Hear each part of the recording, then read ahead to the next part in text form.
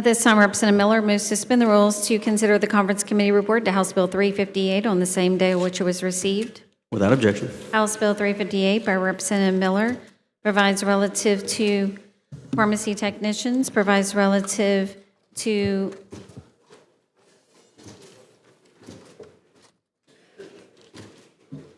Sorry, I lost my page, Mr. Speaker. That's okay. The Conference Committee report was signed by all 6 conferees and does not appear to be strictly confined. Rep. Miller. Members, Rep. Echols and Rep. Turner was on the conference report, so y'all better look at this bill. Listen, there is some changes. Members, I'll start by explaining this. I'll give y'all a scenario. If you go to McDonald's, if McDonald's set the price at Burger King so high that everyone goes to McDonald's, then get ready. McDonald's goes and takes part of Burger King's profit 6 months after the sale is completed. Recently in Tennessee, they found that, I won't say the name, but a PBM group violated the law governing commercial pharmacy claims because they paid their own pharmacists more in dispensing fees than they paid the local independent pharmacists. That's what we're dealing with when we talk about PBMs. PBMs are trillion-dollar profitable companies on an annual basis. When PBMs was created under Obamacare, they were not created to own pharmacies. They were created to negotiate between big pharma and pharmacies and the health plans. Now, pharmacies owns PBMs.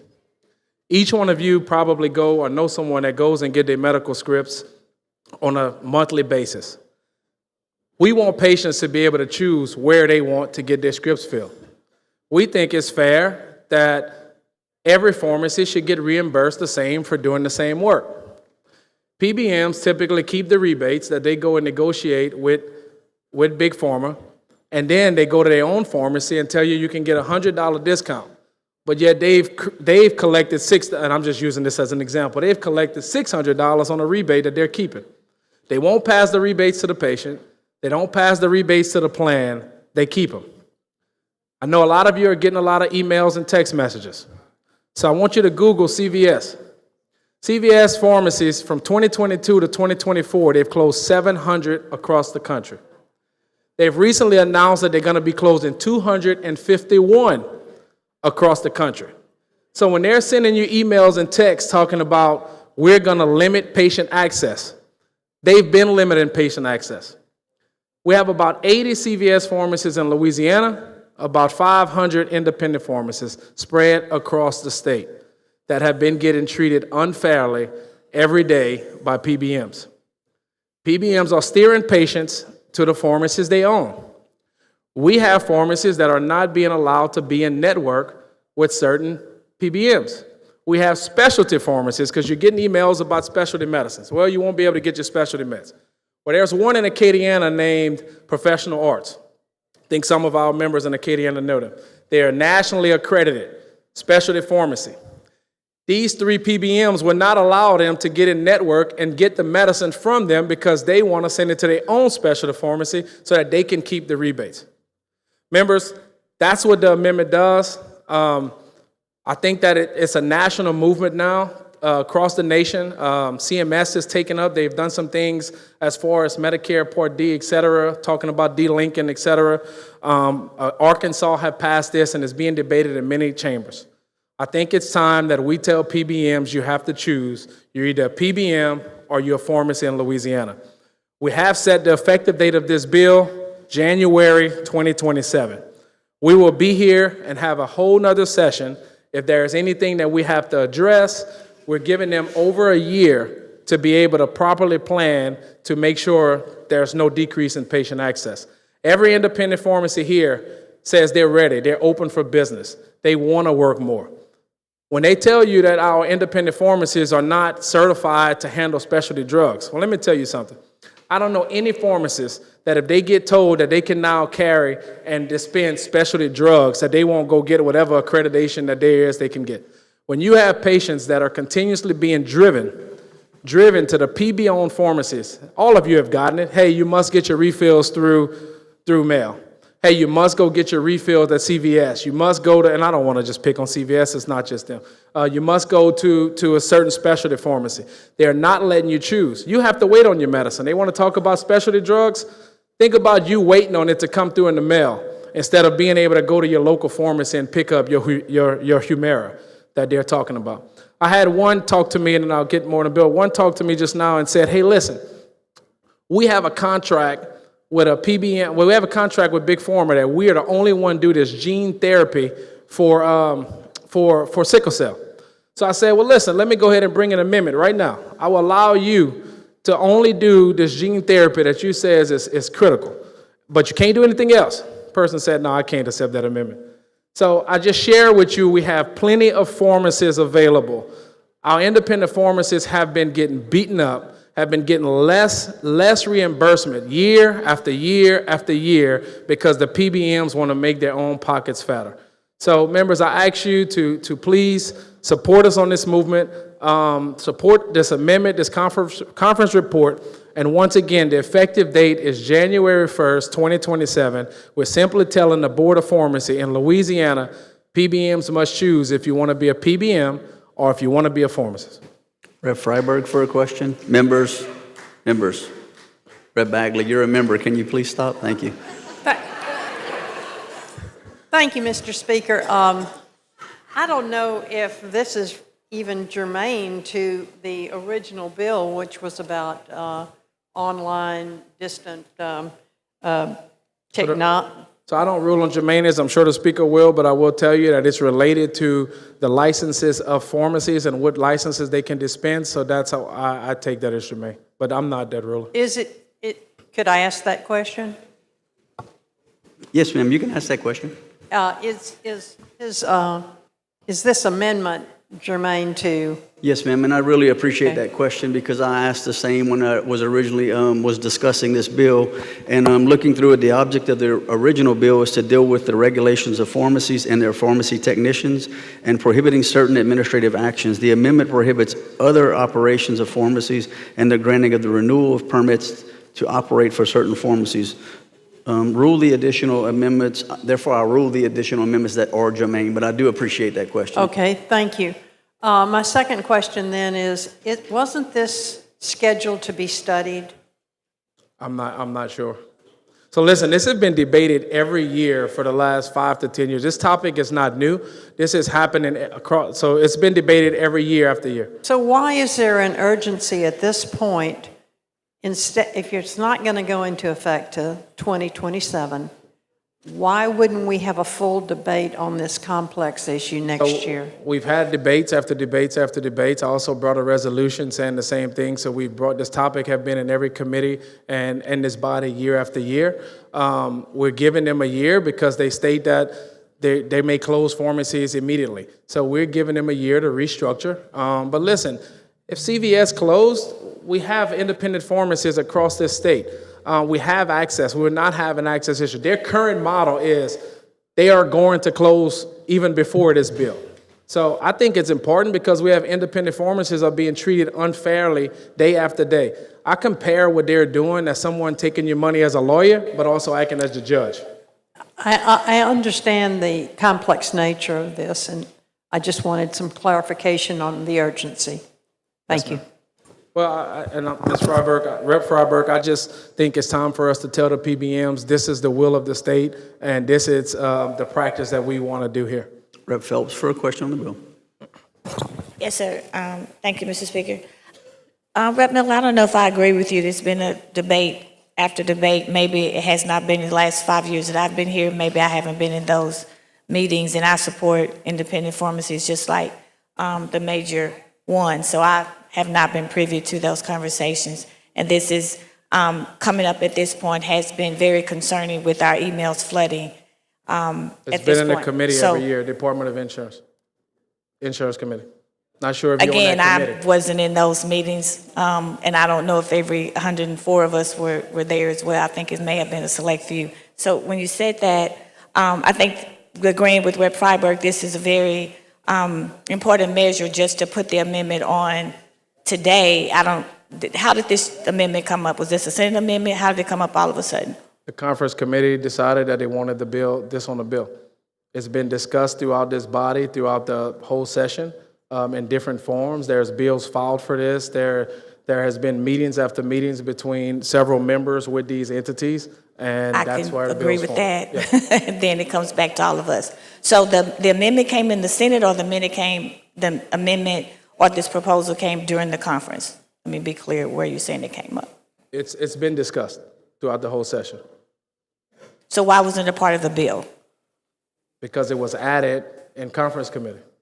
Okay, that's what I just asked you. You said it was added there, but it's been a discussion the entire session. Why There's- was it not a part of the bill? The bill was filed in another form, and due to political reasons, the bill was not moved. Okay, so here we are to vote on it. Okay, you mentioned that, Vote how you feel, yes, ma'am.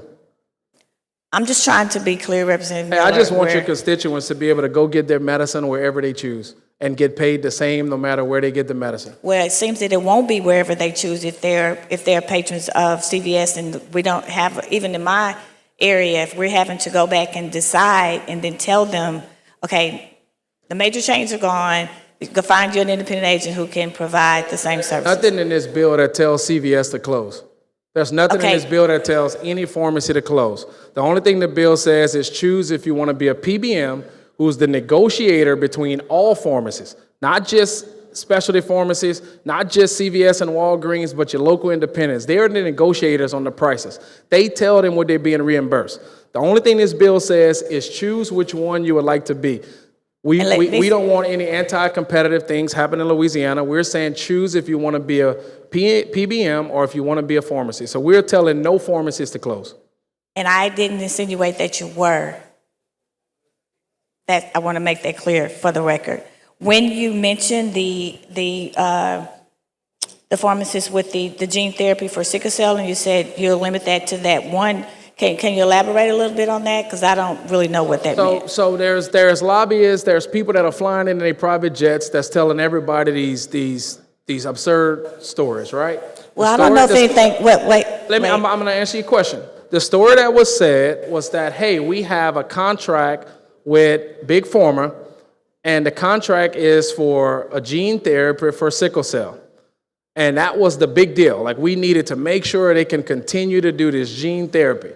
I think that there are specialty pharmacies all over this state that are capable of doing this. Do you correct? know that? That's a good point. I know that for What a if fact. they are? I know that for a fact. How do you know that? Because I just mentioned one right here that's in Acadiana that they do not allow in their network because they want to keep the meds all within their network so they can keep the No, rebates and the. that's not what I asked you. I said, do you know that pharmacy can provide the medications for gene therapy? And I'm only asking that because it's only one hospital in the state of Louisiana who can actually do the gene therapy procedure, and one of 8 across the nation. So I'm getting very concerned about just because somebody else can do or think they can do, and we don't know medically that they can, even about this one issue. So that's, I want to be clear about that before my vote. And I understand your position. That's why I'm asking the questions, to be sure about my position when it comes to medically taking care of someone. So there's a Louisiana pharmacist that work at the specialty pharmacy that you're referring to. We have a lot of Louisiana pharmacists here in the I'm White not Coast. referring to anyone. What do you mean by that? Ma'am? You said that I'm the pharmacy that I'm referring to. No, there's this one pharmacy that came here and said they do this. And I don't want to say their name. I can if you want. The guy in the back with the I red just coat. did not know who you were referring to. I just know that is a very specialized area. It was just a question. Okay. And I'm telling you that there's plenty of pharmacists that can perform that task. And I just asked you, did you know that? Because you said first you think, and so I answered you that I do know. You do know that. Yes, and I'm sure they'll raise their hand in the back and tell you that they can do it as well. They. I've answered it. I've answered your question. I wasn't about to ask you another question. Okay. Thank you. Yes. Members, we have several people in the queue for questions. The member is out of time. I'm going to ask for an additional 10 minutes. Rep. Bagley for a question. Thank you, Mr. Speaker. Well, mine won't take 10 minutes. And I get the mic strictly because you and I and Representative Turner, Representative Eccles, Representative Cruz, we all worked on this the time I was chairman. when that came in, I had those that don't understand this issue, haven't had druggists come in their office crying because they're going to lose their business because they can't sell enough candles to stay in business, and I've had that happen.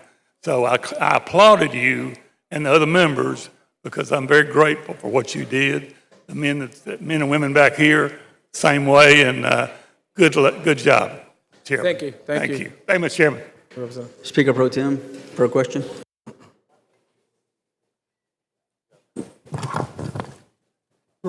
Chairman Miller, I've really wondered about this all along.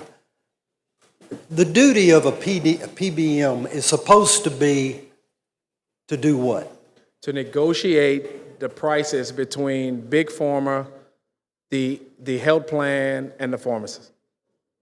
They That's supposed negotiate to and they be. set the prices. So they'll tell your pharmacist, this is what's on my formulary, Right. and this is what we're going to pay you. Sometimes they come back and claw the payments back 6 months later. And rebates? So typically what happens is they will go and negotiate with a pharmaceutical company. Pharmaceutical company will say, hey, we will pay you X amount of dollars to put this on your formulary.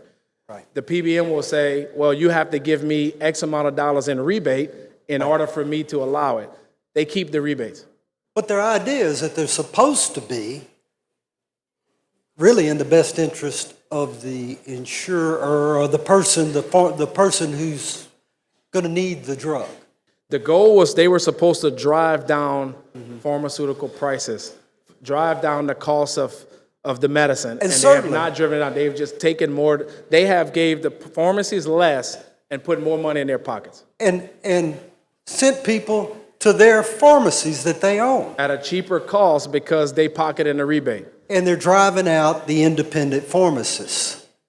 And they are not allowing local patients to choose the pharmacy of choice. So I represent an area that's somewhat rural. I know Representative Furman does.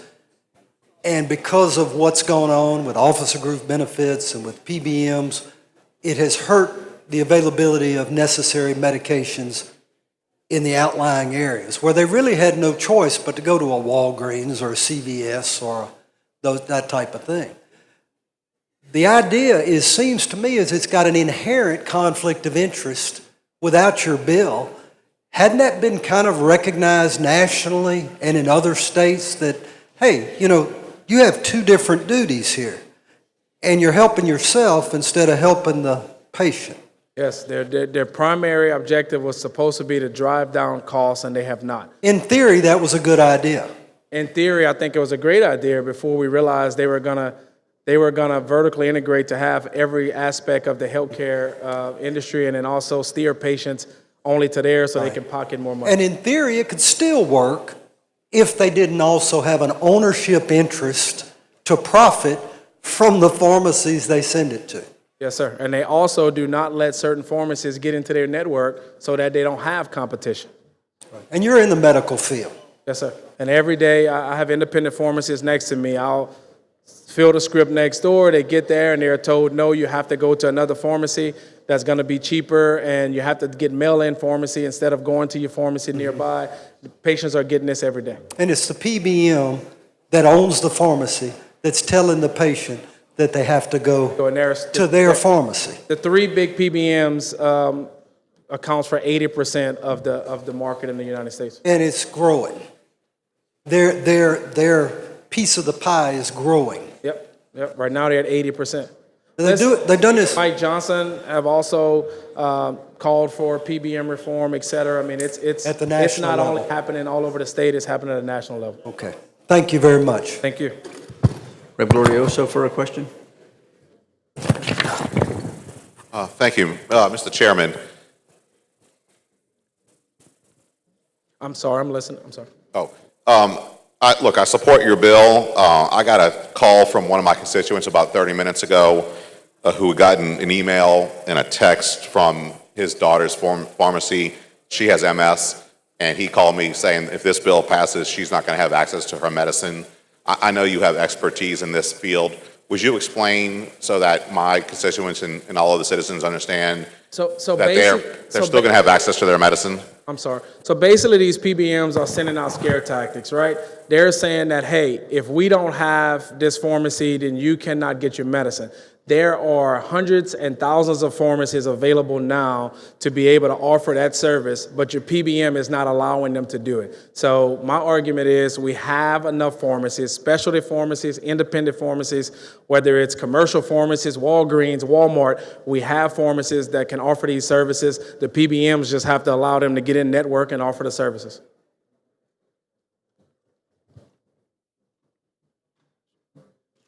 Rep. Edmiston for a question.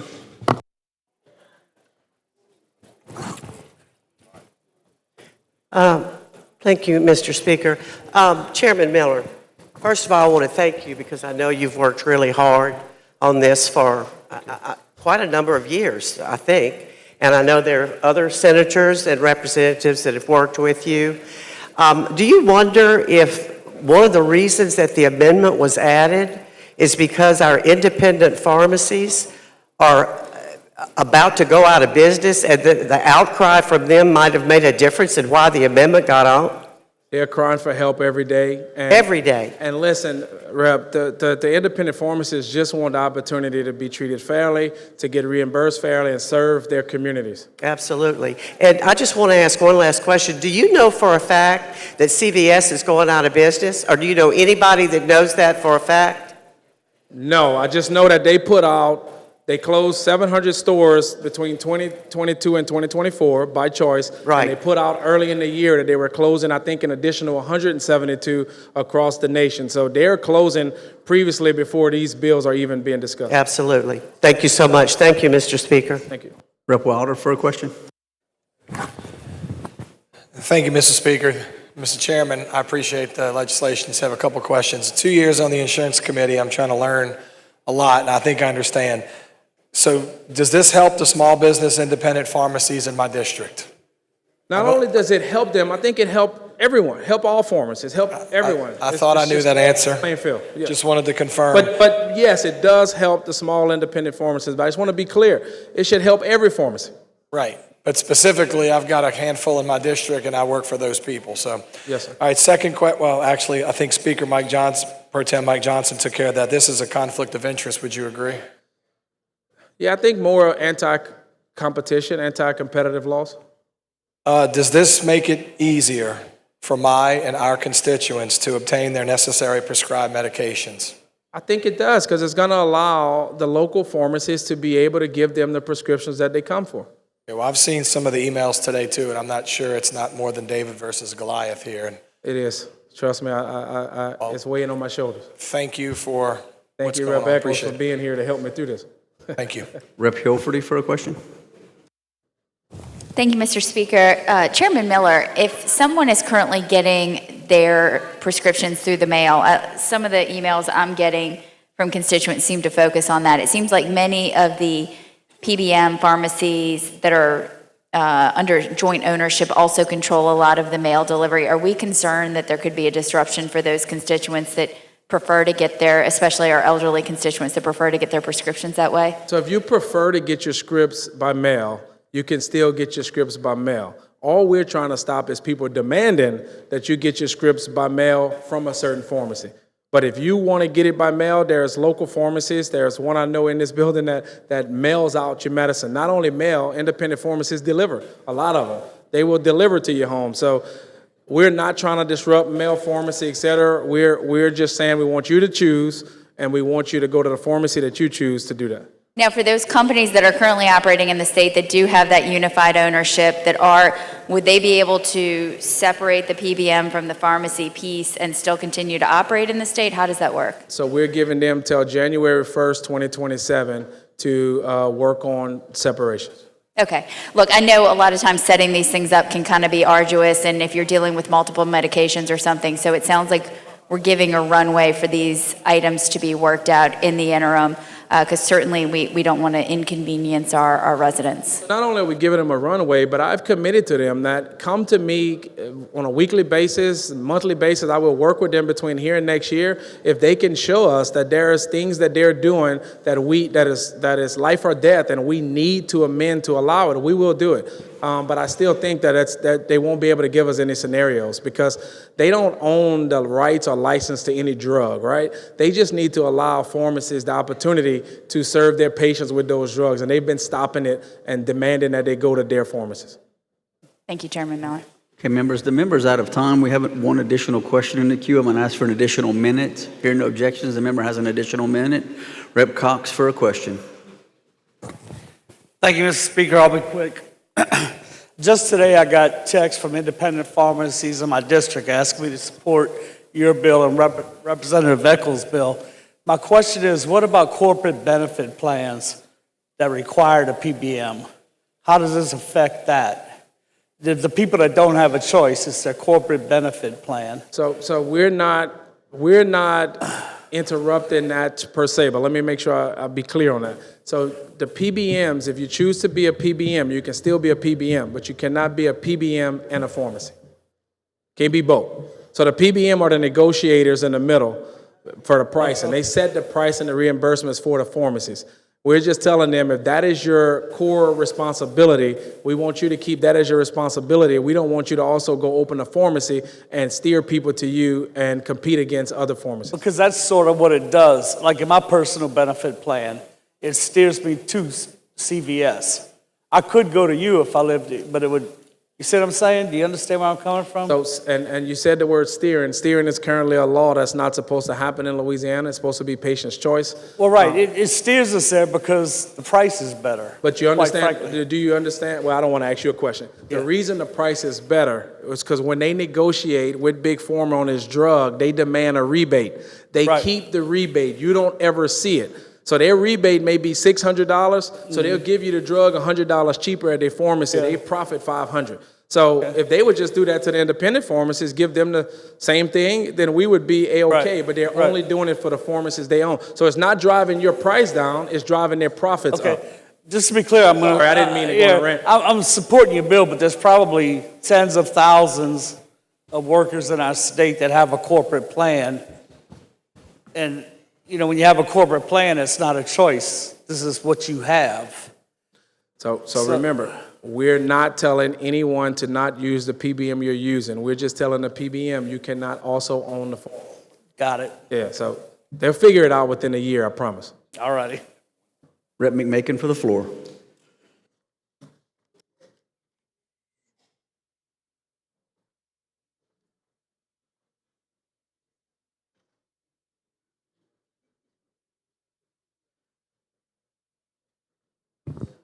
Thank you, Mr. Speaker. Members, my wife will probably kill me for saying this, but I love her. We celebrated 2 years yesterday.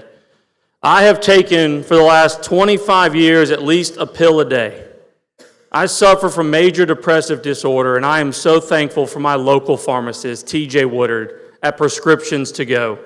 And TJ is the person I've reached out to about these bills and all these matters. And it is about time something in this building we have done that tells a national industry we're not going to stand for it anymore. If you got the text, I want to find out. I sent him a text back. How'd you get my number? Lawmakers in Baton Rouge are considering government mandate pharmacy closures. No, we're not, you liars. No, we're not. CVS this morning, they've already printed it out. Save our store. A proposed state law threatens to close this pharmacy and all other CVS pharmacy locations in Louisiana. No, we're not, you liars. Quit being liars. Quit using scare tactics. Be the right person. Do what you can do. Support this bill. Thank you, members. Rep. Mandy Landry for the floor.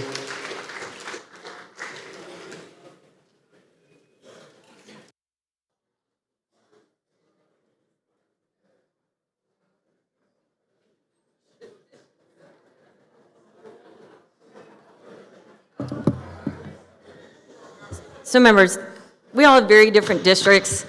I don't get a lot of pressure on votes from my district, maybe I represent them well, and they kind of trust me if I go one way or the other. But this today, echoing Dixon, I have to vote against this because I've gotten messages like, hold up, let me read it.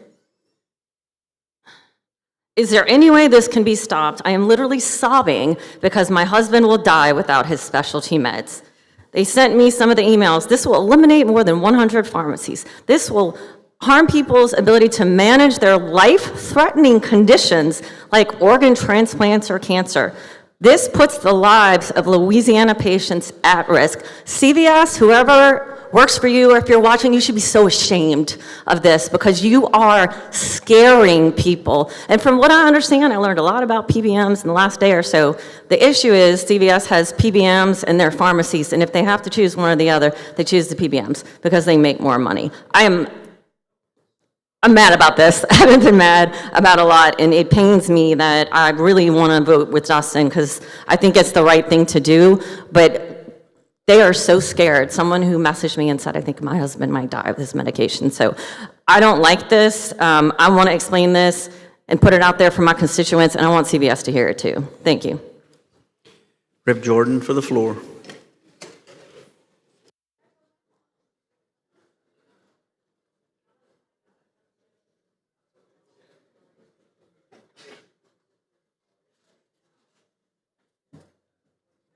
Thank you, Mr. Speaker.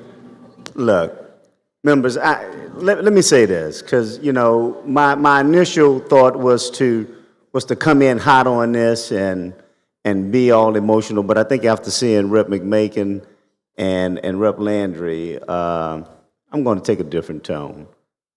Let's take a deep breath and calm down for a second. Because when we talk about scare tactics, there's scare tactics on both sides. I, for one, don't think, let me be very clear, if this bill passes, I don't think anybody's going to die tomorrow. I think that's an over-exaggeration, that's hyperbole. In the same token, I don't think that if this bill fails, that independent pharmacies are going to close down tomorrow. Let's take a deep breath and let's deal with reality. The reality is between 2017 and 2021, independent pharmacies were losing money. No doubt about it. Their profits were anywhere between 18 and 20%. Since 2021, independent pharmacies, their profits have been up. They've been at 22, 23, 24%. So in the last few years, post-COVID, independent pharmacies have been making money. Now, you might look at, there's been a decrease in independent pharmacies. There's been a decrease because they've changed the way that they've calculated and determined who an independent pharmacy is. So while you may see a statistic that shows that, that's based on how they're categorized. So let's calm down, take a deep breath, and let's get into the reality of it all. All right? Now, this thing about CVS closing down, yeah, they've threatened that, they've done that, or sent that message out in Arkansas. And let's be clear, PBMs, I've been dealing with this issue since 2016. PBMs have not always been good actors. Let's be very clear about that. They've dealt with clawbacks, they've dealt with rebates, they've dealt with spread pricing, dealt with a lot of different issues. But again, this bill doesn't cover that. That's Echols' bill. And we're doing away with steering. We're doing away with spread. We're doing away with some of those rebates. Those issues are being addressed as well they should. So let's be very clear about that. I would also tell you that transparency is good. The more transparency and the more light that we can shine on these issues, the better. I've told my good colleague and good friend, Rep. Miller, I think we need more transparency, and Rep. Turner's, we've had this battle in the past dealing with the pharmacy service administration organizations, or PSAOs. We have independent pharmacies that have ownership in PSAOs. So just like if we want to do a rule that says PBMs can't own pharmacies, should we say that independent pharmacies shouldn't own PSAOs? That's a bill for another day, but I can tell you that the independent pharmacies who have an interest in PSAOs will fight you vehemently on that. I think Randall Johnson is probably somewhere back there. He'll tell you about it. He's fought me several years on that. But again, drug prices are too high. Let's make no mistake about it. Drug manufacturers are charging more in the United States than they do in any other country for the same drugs. Look, I'm going to speak for myself. I'm not for the PBMs. I'm not for the pharmacies. I'm for the consumer. At the end of the day, what gets us the cheapest price for the consumers is where we are. Now, I will tell you, I do think that this bill is fraught with some issues. I think it probably violates the Equal Protection Clause. I think it violates the Commerce Clause.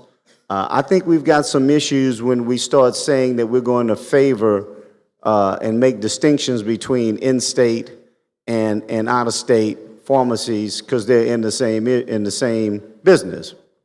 Those are legal arguments for the court to decide, and I'm sure they'll work them out. But what I really want to say is this. The real question we should be asking at the end of the day is, does this make it better for the consumer? If you think it does, vote yes. If you don't think it makes a big difference, or it won't make a difference at all, vote no. Because that's where we are. We can put all these different things against each other again.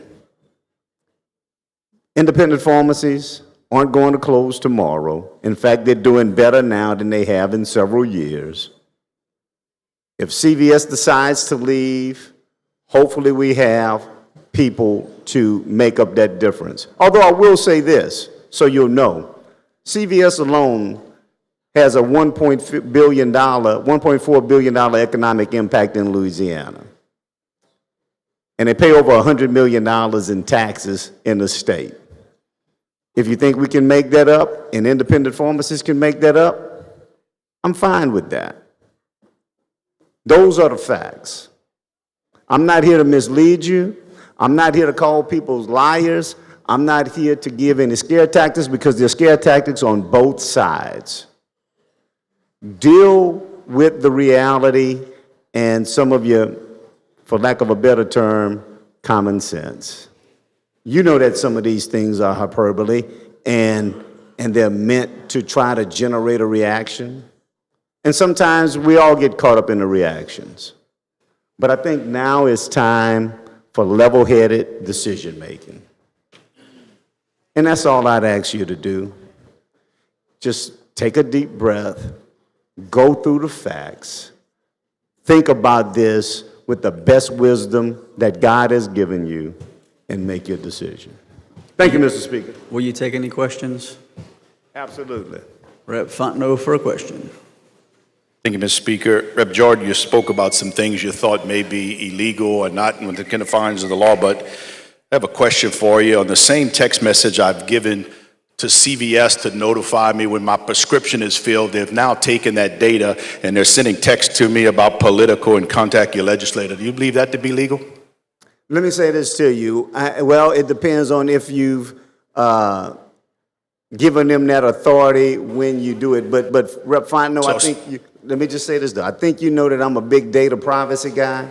So from a data privacy perspective, I don't think they should be doing that. I don't think that they should be taking your personal identifiable information and using it for any other purpose other than what it was intended. And that's to get your notices on your prescriptions. So I don't think they should be bombarding you with messages or using that information, cross-referencing it to find out that you're a legislator and then to send you some political thing to try to work on your vote. Well, I would never agree with that. Yeah, I think it's suggestion for me to contact my legislator, but the only way they could have my data is to fill my prescription. So I appreciate your answer. No, look, again, everybody who knows me and knows the work that I've done here on the data privacy side over the years, I would tell you, and again, I don't think that we should be hypocritical about this.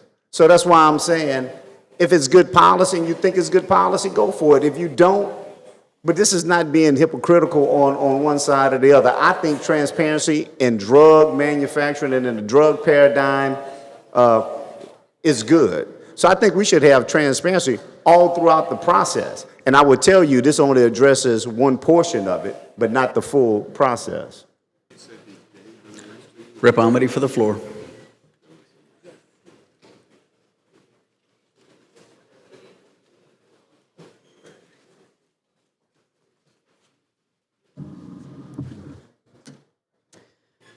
Members, I came to this House in 2016. In 2018, my sister was diagnosed with brain cancer, and after about a 10-month battle, she passed away.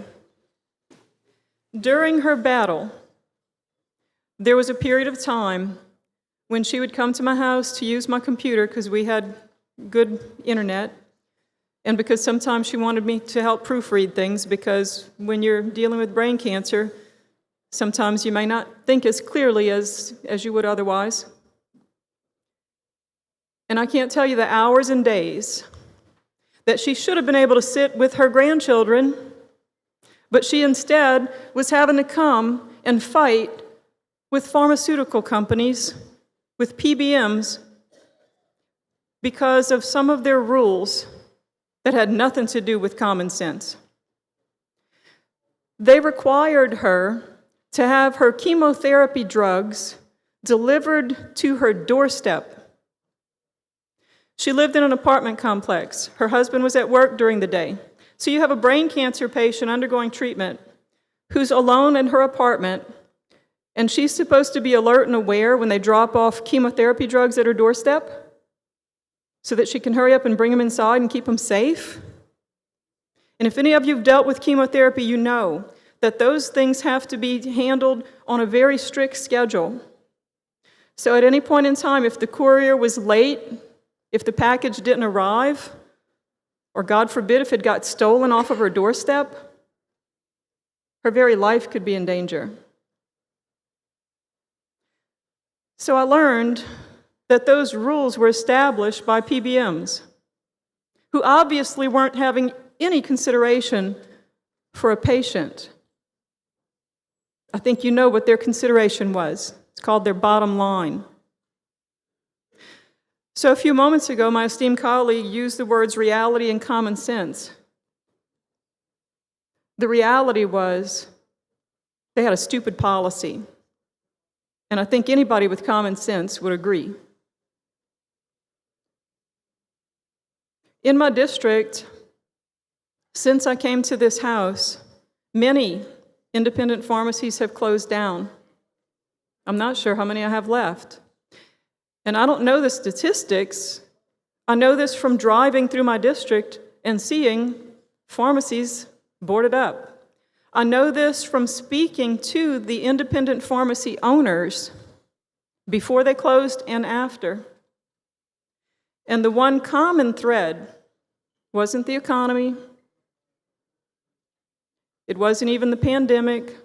The one common thread was PBMs and the reimbursement rates and the clawbacks and the rebates and all of the politics involved in the PBMs.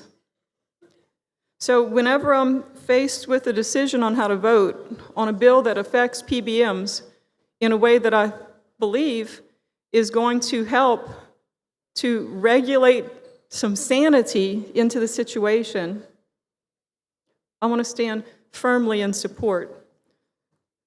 It's my understanding that the changes that have been made to this bill in this conference report will bring some positive change, or at least they have the potential to bring some positive change, so we can get away from the foolishness of patients not having much choice in a simple decision of where to get their prescriptions filled. Thank you.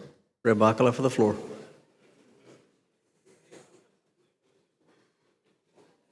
Thank you, Mr. Speaker. Everybody's got a story. Let me tell you the one I know about. CVS comes into town. They've been there a few years. We have another mom and pop down the road called Landry's Pharmacy. Been there for probably 75 years in the little town of Gonzales, mile away. After a few years, CVS decides they're going to buy Landry's Pharmacy, so they did. They bought Landry's Pharmacy, mom and pop. The day they bought it's the day they shut it down. The day they bought it is the day they closed the doors.